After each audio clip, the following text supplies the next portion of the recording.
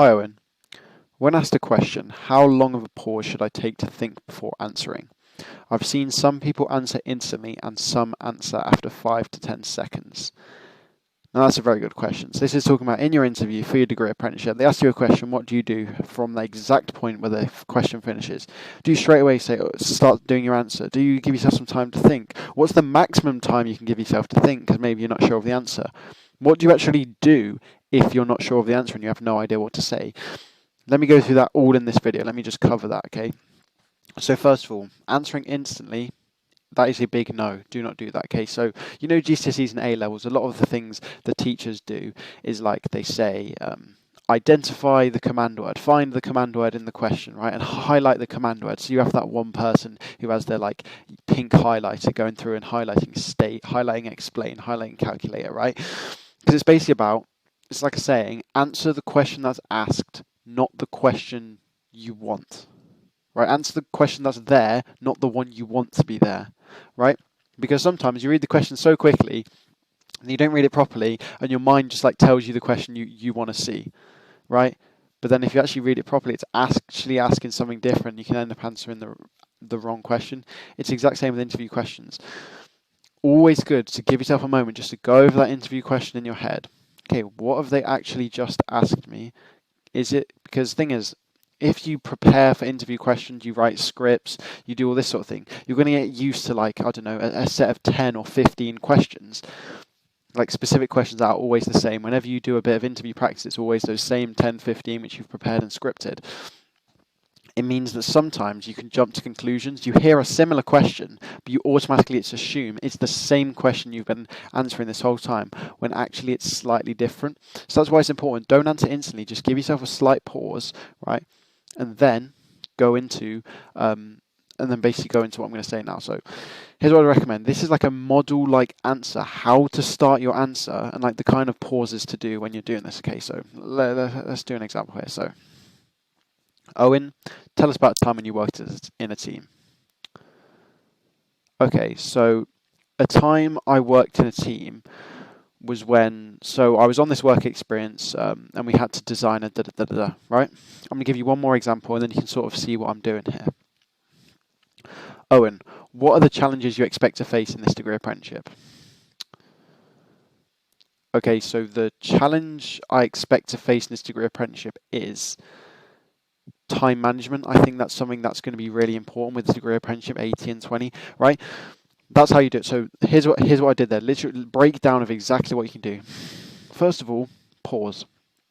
Give yourself 3, 4, 5 seconds, just pause. Think through the question in your head, right? What have they just said, right? Then the next stage is about buying yourself more time, okay? Because in terms of actual silence, you can probably get away with maybe 6 seconds, like max. I would recommend probably like 3, 4, 5 seconds of silence, and then you say something, because you can't just sit there for 10 seconds in silence, right? I would not recommend that. I'd say maximum 5, and then you need to say something. This is where this next stage comes in. It's all about buying yourself more time. Slowly repeat the question. That's going to give yourself 10 seconds. So in total, you'll have had 10, 12, 15 seconds or whatever to think, but it seems like you've only had 3. Do you know what I mean? It seems like you've only had 5. You're making yourself like look better because it wasn't like you sat there in silence for 15 seconds. You sat there for 5 seconds, then you slowly repeated the question, kill a bit of time. I'm still thinking. Yes, I've got my answer. Okay, so let me do it again. Owen, tell me about a time when you were a leader. Okay, so one of the times when I was a leader was on my gold DFE when we were in the Lake District and there was a storm and we had to, see what I did there? Pause, think, repeat it slowly, the question. You can see my eyes. My eyes are like up here. You know when you're thinking about something, your sort of eyes like go up here, you're like not really looking at anything, you're just sort of like thinking around, moving in your brain. You can see my eyes are up here. Slowly repeat the question. So a time when I was a leader was when I was the prefect at my school, and basically one of the responsibilities, then you snap back, okay? Because one of the most important things in an interview is to make eye contact with the webcam. Be looking at that webcam the whole time. Don't be looking at yourself on the camera like this. Don't be looking at the screen like this. You want to be looking straight at the webcam, making eye contact. Then it's much more engaging. It looks very good when you do this sort of thing. Okay, so that's basically the best way to answer it. So it will end up being like giving yourself 10, 15 seconds to think, right? Which is useful because sometimes they can do some rogue, random, difficult questions in these interviews. So just this is the best strategy to give yourself time while looking good. So I'd recommend dodgy question, do that exact thing, 10, 15 seconds. If you still don't understand it, ask for the question again. Would you be able to ask that question again, please? They'll say, no problem.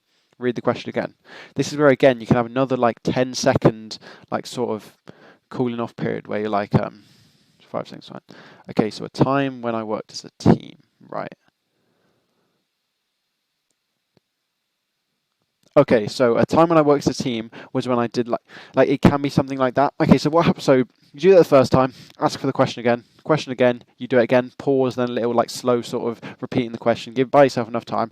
End that second time, your mind's completely blank. Don't worry, it happens. It's happened to me before. This is where you literally just move on.